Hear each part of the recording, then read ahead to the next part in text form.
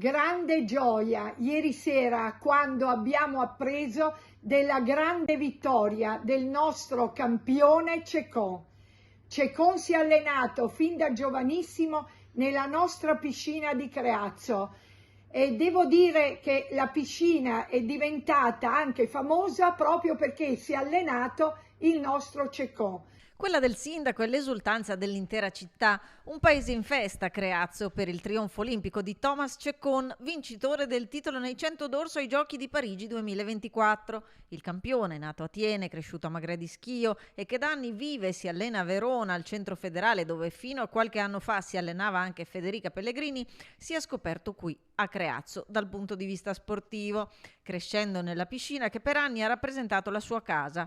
Come 3 anni fa, al ritorno dalle Olimpiadi di Tokyo, anche quest'anno ad accoglierlo saranno in tanti. Qui, dove il vivaio dei giovani nuotatori lo considera un idolo e un punto di riferimento. Adesso attendiamo il ritorno di Cecon a Creazzo, presso la nostra piscina, dove organizzeremo una grande festa e sarà proprio nel luogo che lo ha lanciato professionalmente.